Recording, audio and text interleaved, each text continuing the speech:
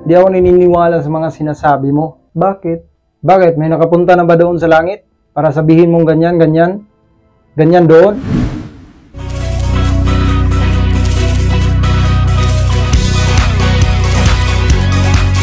Ang langit ay napakagandang lugar, pero ang impyerno, hindi kaaya-ayang lugar. Ang iingay-iingay nito. Shh! Hoy! Baka gusto mo lang ng pera. Ha! Di ako naniniwala sa mga sinasabi mo. Bakit? Bakit? May nakapunta na ba doon sa langit? Para sabihin mong ganyan, ganyan? Ganyan doon? Paano kung ma-prove ko sa'yo na meron? Ha! Talo ako pag meron. Guni-guni mo lang yon. Kahit hanapin mo pa sa Biblia.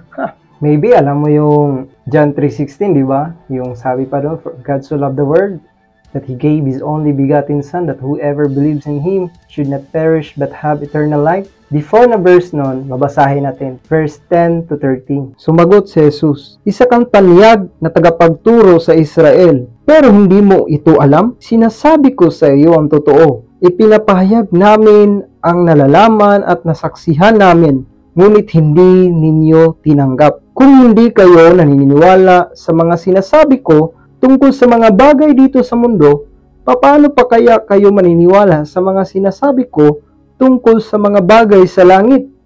Oh, saan na? Wait lang. Ito. Walang sino man nakapunta sa langit maliban sa akin na anak ng tao na nagmula sa langit. Diba? Malinaw na doon galing si Jesus.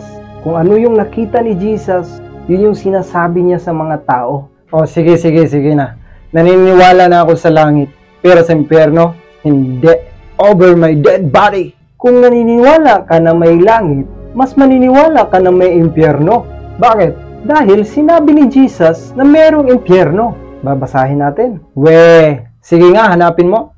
Ngunit sinasabi ko sa inyo, na ang may galit sa kanyang kapatid ay parurusahan din, at ang humamak sa kanyang kapatid at magsabi sa kanya, wala kang silbi, ay dadalhin sa mataas na hukuman.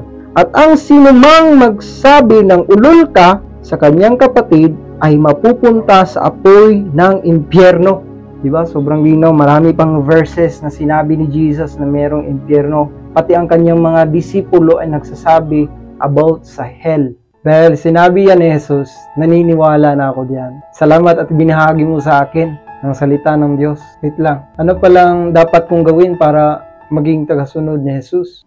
Kailangan mong magsisi sa lahat ng iyong kasalanan. Lumapit ka kay Jesus. Tanggapin mo siya sa iyong buhay.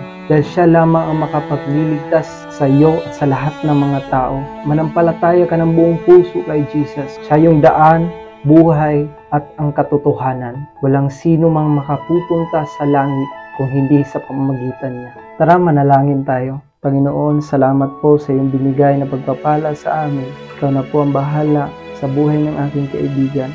Alam ko po, Lord, na mahal niyo po siya at may plano ka po sa kanyang buhay. Pagpalain niyo po siya, O God. At salamat, Panginoon, na hindi mo siya pabayaan. In Jesus' name, Amen. Sana na-bless po kayo sa ating pinag-usapan ngayon. Share mo po ang video na ito para marami pa po ang makarinig ng salita ng Panginoon. Salamat po. God bless.